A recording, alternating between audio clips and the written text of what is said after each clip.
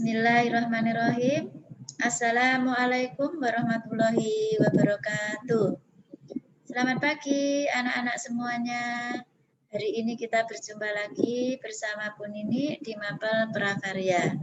Namun sebelum kita melanjutkan materi, marilah kita berdoa bersama, memohon kepada Allah Subhanahu wa taala semoga Allah segera reda, segera ridho untuk mengangkat COVID-19 sehingga kita bisa melakukan pembelajaran secara langsung di sekolah dengan sangat indah bersama Bapak dan Ibu guru.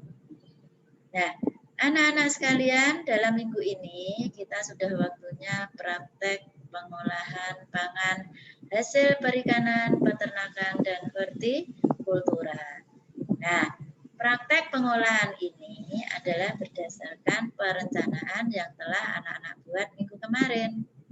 Namun, supaya anak-anak lebih paham, maka akan saya review kembali perencanaan yang telah anak-anak buat supaya tidak terjadi kesalahpahaman.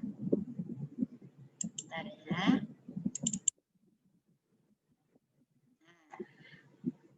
ini contoh perencanaan yang telah disampaikan oleh Bu Nini ya.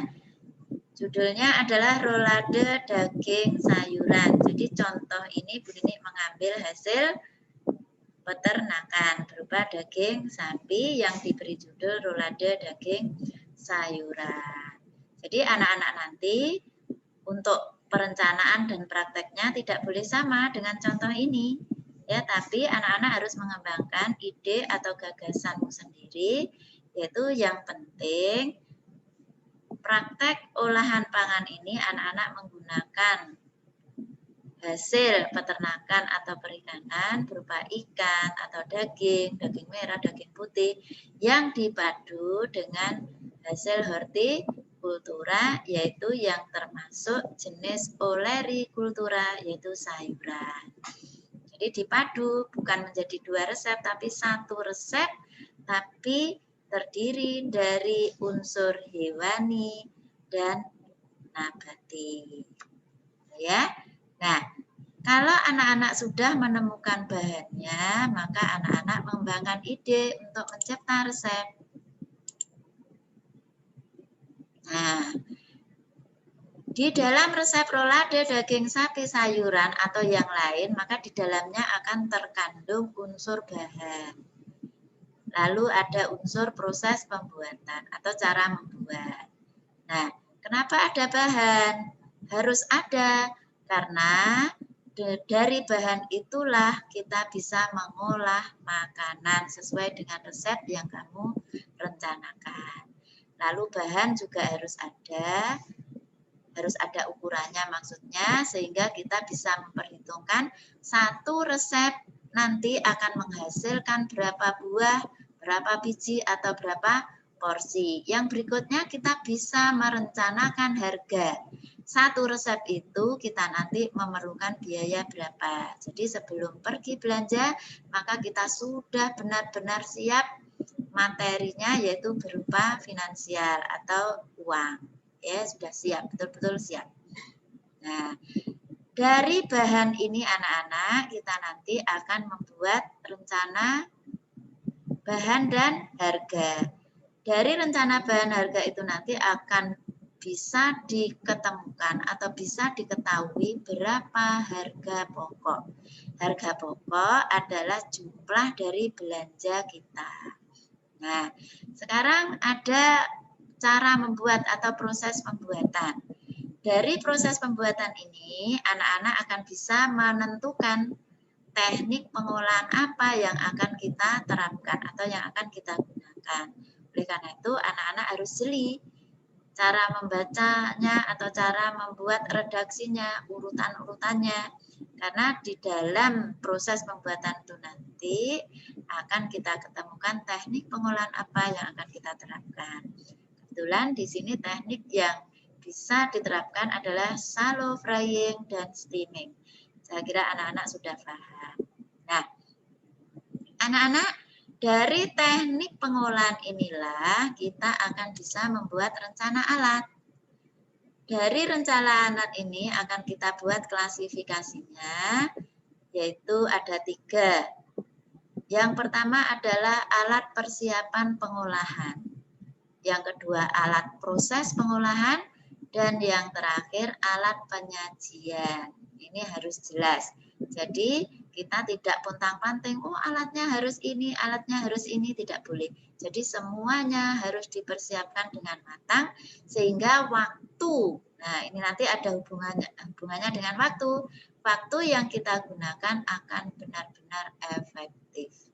Nah itu ya, jadi alat persiapan kom misalnya, anak-anak pasti butuh kom untuk tempat daging, untuk mencincang daging.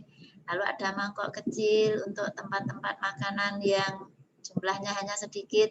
Lalu pisau dan telenan untuk mencincang dan lain-lain. Nah, untuk berikutnya adalah alat proses. Alat proses. Ada fry pan, ada langseng. Ini adalah untuk shallow frying atau steaming. Jadi anak-anak dari teknik pengolahan, anak-anak bisa membuat rencana alat. Yang berikutnya, anak-anak dari proses pengolahan itu juga, anak-anak bisa membuat tertib kerja atau merencanakan tertib kerja. Dan yang harus anak-anak pahami, bahwa untuk membuat tertib kerja, anak-anak harus menggunakan kata atau kalimat aktif.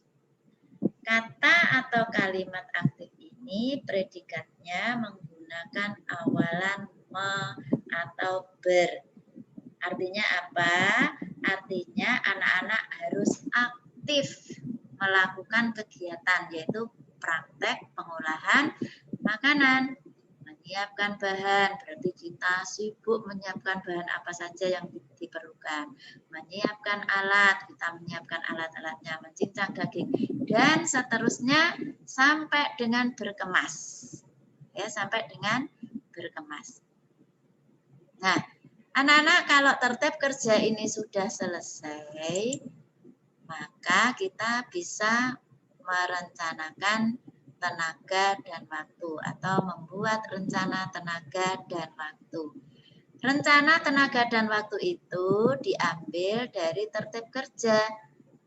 Nih, menyiapkan bahan berapa menit? 5 menit cukup, bahkan mungkin kurang ya. Lalu menyiapkan alat, mencincang daging sampai dengan berkemas itu berapa menit, sehingga anak-anak bisa memprediksi atau bahkan bisa menentukan bahwa untuk satu resep rolade daging sayuran memerlukan waktu berapa menit atau berapa jam. Nah, dari rencana ini maka akan kita ketahui berapa waktu yang kita perlukan dari awal sampai akhir. Nah, itu anak-anak ya. Jadi untuk perencanaan pengolahan makanan ini tidak disisipi foto atau gambar. Jadi hanya merancang saja. Dan rancangan itu harus kita praktekkan dalam minggu ini. Nah, anak-anak sekalian, dari rancangan produk ini nanti otomatis dalam minggu ini akan kita praktekkan sehingga anak-anak bisa mendokumentasikan. Jadi mulai awal menyiapkan bahan sampai dengan berkemas, anak-anak harus memfotonya, ya, harus memfoto sehingga anak-anak punya dokumen. Jadi minggu ini anak-anak tidak punya tugas untuk yang dikumpulkan, tidak ada. Jadi anak-anak praktek di dapur, lalu mendokumentasikan dari awal sampai akhir. Setelah dokumentasinya itu terkumpul, maka untuk selanjutnya anak-anak membuat laporan untuk minggu depan. Ya, itu anak-anak. Jadi harus sinkron. Menu masakan yang kita rencanakan itu apa? Ya, minggu kemarin. Lalu dari rencana itu, minggu ini akan kita praktekkan, lalu kita dokumentasikan, dan untuk selanjutnya minggu depan akan kita kerjakan portofolio, ya, membuat laporan. Nah, jadi minggu ini tidak ada tugas yang dikumpulkan. Jadi anak-anak fokus untuk terjun ke dapur masing-masing, dipandu oleh bunda atau ayah, ya. Tapi harapannya Bu Nini, semua ide dan gagasan berasal dari kamu. Jadi bukan dari bundanya. Tapi tidak menutup kemungkinan seandainya idemu itu kurang pas, ayah bundanya bisa memberi masukan. Oh, ini sebaiknya ini begini. Oh, ini sebaiknya memotongnya seperti ini akan lebih cantik. Nah, seperti itu. Nah, anak-anak sekalian, praktek di dapur minggu ini sudah, maka untuk berikutnya yaitu pembuatan laporan. Akan saya jelaskan bagaimana cara membuat laporan. Kenapa ini penting?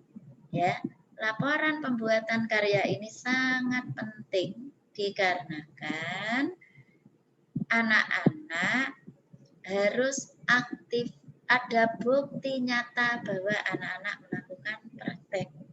Seharusnya prakteknya kan di sekolah. Nah, saat ini anak-anak harus praktek di rumah.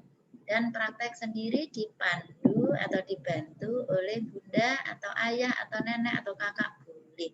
Tidak apa-apa, ya. Jadi anak-anak jangan sampai menutup diri menerima masukan, ya, dari bunda, dari ayah. Asalkan masukan itu membawa kebaikan, hasil produk nanti akan lebih cantik, akan lebih indah, akan lebih enak untuk dinikmati.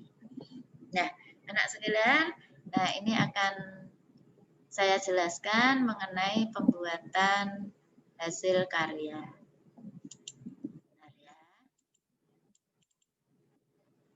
Nah, ini anak-anak laporan pembuatan karya. Ya, kita membuat portofolio. Ini ada halaman sampul, ya. Judulnya rolade daging sayuran, disusun oleh, ini contoh saja ya. Ini kan Kasminten ya. Ini begini ngarang saja namanya ya. Nah, lalu ada SMP 8 Kota Kediri dibuat bulan September 20. Ini untuk halaman sampul. Yang berikutnya adalah halaman isi. Tapi tidak usah kamu tulis halaman isi. Jadi Romawi 1 perencanaan, 2 ada di perencanaan. 1, 2, 3, 4, 5, dan 6 itu isinya ada di perencanaan yang telah kamu buat. Jadi bagi anak-anak yang sudah mengetik, itu sudah agak ringan tugasnya. Tapi anak-anak yang perencanaannya ditulis tangan, kamu harus ngetik perencanaan. Sama persis. Hanya saja untuk berikutnya. Nah, untuk berikutnya ya. Untuk Romawi 7, dari tertib kerja yang telah kamu buat di perencanaan, semuanya kamu copy di sini ya, copy. Lalu setiap langkah, itu kamu sisipi dengan foto yang telah kamu buat dalam minggu ini ya. Jadi menyiapkan bahan misalnya itu adalah foto semua bahan yang ada di dalam resep kamu. Menyiapkan alat yang digunakan sesuai dengan teknik yang kamu gunakan apa. Mencincang daging, memotong wortel sampai dengan berkemas ya, sampai dengan berkemas. Semuanya disisipi dengan foto kecuali evaluasi dan berkemas tidak usah disisipi foto, karena evaluasi dan berkemas ini kamu lakukan sendiri ya. Jadi nanti untuk portofolio sampai dengan menggarnis dan menyajikan, karena untuk evaluasi ini meliputi tekstur, bentuk, rasa, warna, dan itu seharusnya Bu Nini yang mengevaluasi. Tapi karena kondisi COVID tidak mungkin, maka evaluasi itu kamu lakukan sendiri bersama bundamu di rumah. Kalau dirasa kurang pas, tidak apa-apa ya Bu Nini otomatis mengapresiasinya karena ini masih proses belajar. Gitu anak-anak ya. Nah, anak-anak sekalian, dari hasil praktek ini nanti kamu harus sudah menentukan hasil produk satu resep itu menjadi berapa. Misalnya satu resep menjadi 5 porsi atau 6 porsi atau 6 potong atau 10 potong. Bu Nini tidak tahu resepnya ukuran bahannya berapa, Bu Nini tidak tahu. Yang tahu adalah kamu. Nah, dari hasil produk ini nanti maka bisa kita gunakan acuan untuk menghitung harga jual. Nah, ini contoh menghitung harga pokok dan harga jual. Harga pokoknya sudah kita hitung dari rencana bahan dan harga. Dari total harga dari belanjaan kita itu sudah kita temukan yaitu harga pokok. Nah, karena endingnya kita nanti akan berwirausaha mencipta atau membuat produk makanan itu harus kita jual, harus kita pasarkan, maka kita harus tahu bagaimana cara menghitung harga pokok, menghitung harga jual, sehingga kita temukan berapakah harga per porsi atau harga per biji atau harga per potong karena bentuknya potongan ya. Nah, di sini contohnya. Harga pokok sudah kita ketahui dari rencana bahan dan harga. Nah, untuk praktek pengolahan atau untuk mengolah suatu makanan perlu biaya operasional. Nah, biaya operasionalnya diantaranya yang pertama BBM. BBM ini atau biaya bahan bakar minyak. Itu walaupun di rumah menggunakan gas, menggunakan listrik, itu namanya BBM. Ya.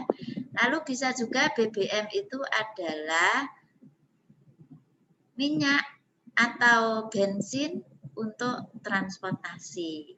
Naik bimo, ongkosnya berapa, naik ojek, ongkosnya berapa, atau menggunakan kendaraan sendiri, ongkosnya apa, biaya BBM-nya berapa, kita masukkan ke sini. Itu namanya BBM. Kita ambil 5%, jadi tidak terlalu banyak.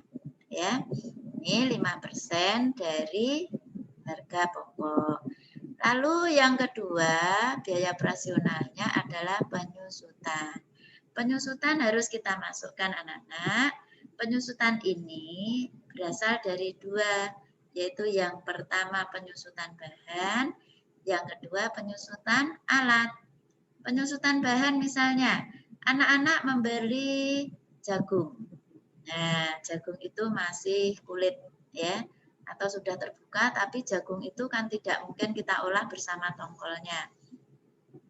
Nah, lalu kita buang kulitnya, lalu juga tongkolnya. Nah, otomatis akan mengurangi timbangan.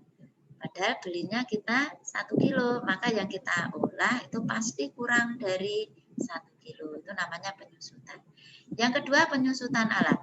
Alat-alat yang kita gunakan lama-kelamaan pasti akan aus atau rusak. Oleh karena itu, kita harus melakukan pembaruan dengan cara membeli alat baru. Karena itu jangka panjang rusaknya, maka untuk biaya penyusutan ini prosentasenya tidak boleh tinggi. Kalau terlalu tinggi, maka akan mempengaruhi harga jual. Otomatis harga jualnya akan tinggi. Kalau harga jual tinggi, maka kita tidak bisa bersaing di luar, ya.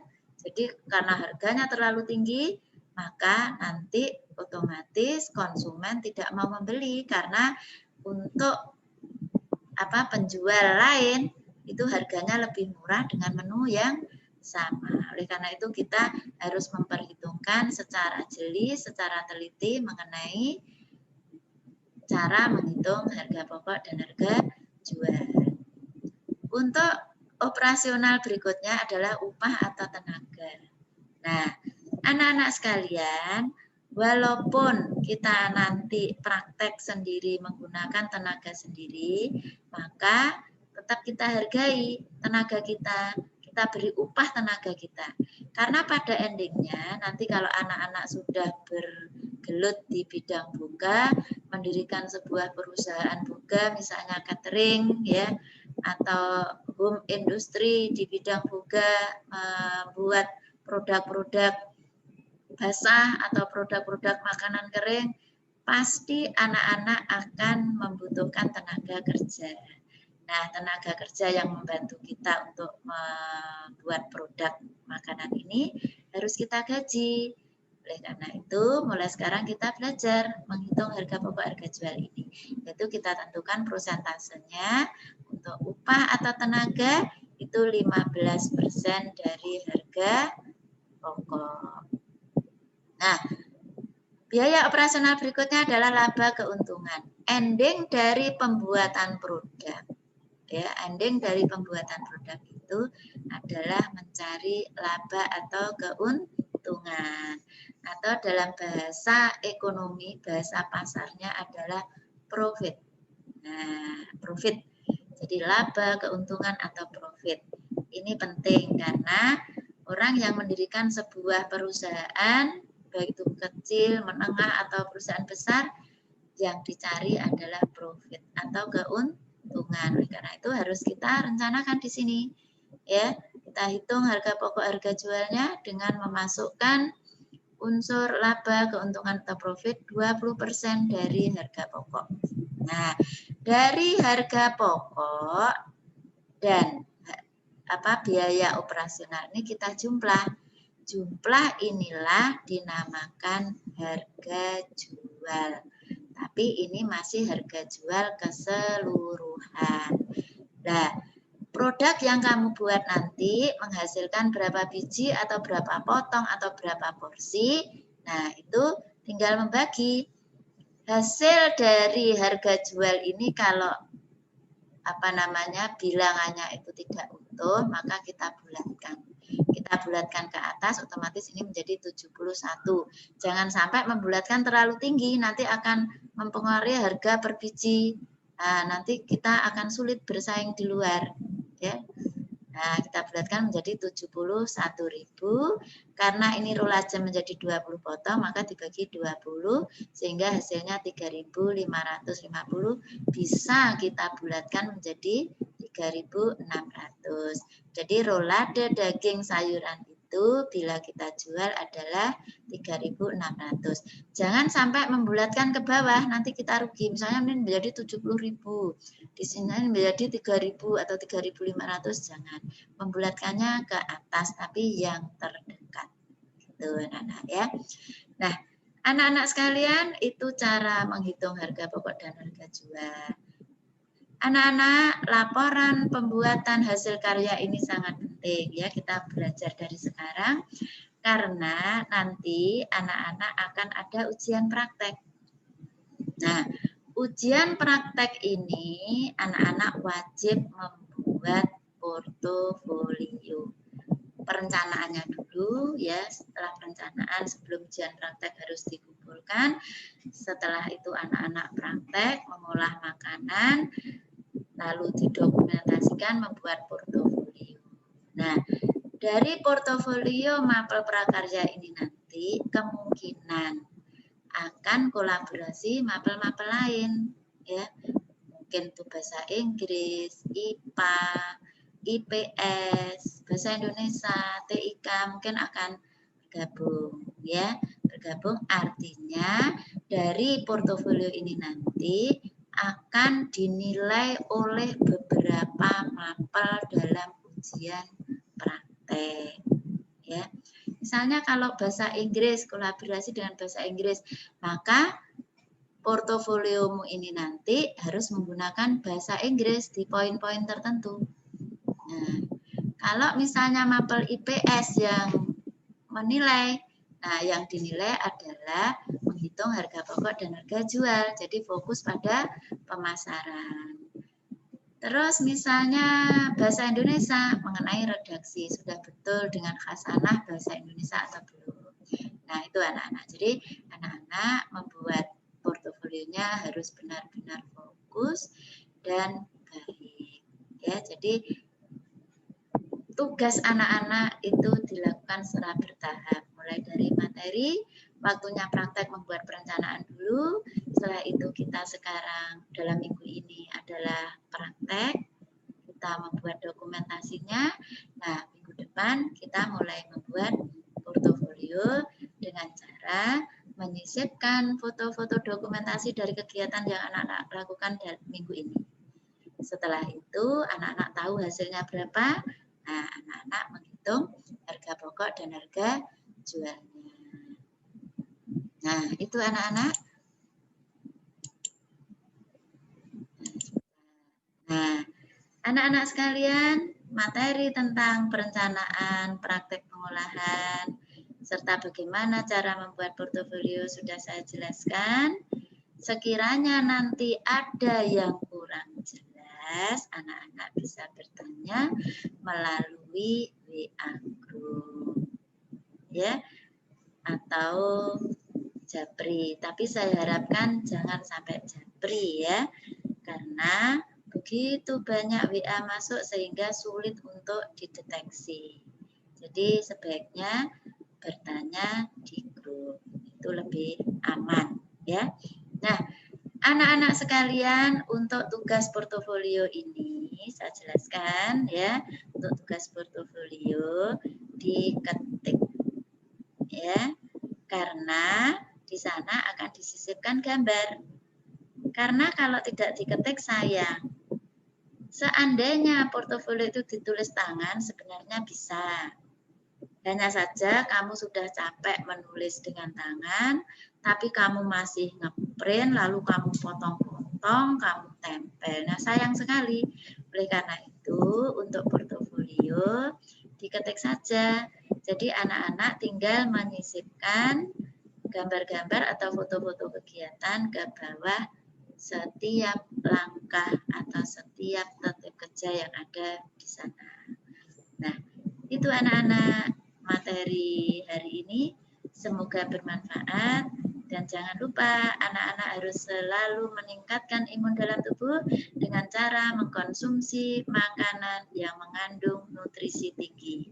Perbanyak sayuran, buah, karena di sana banyak terkandung vitamin C, vitamin E yang semuanya bisa meningkatkan imun dalam tubuh.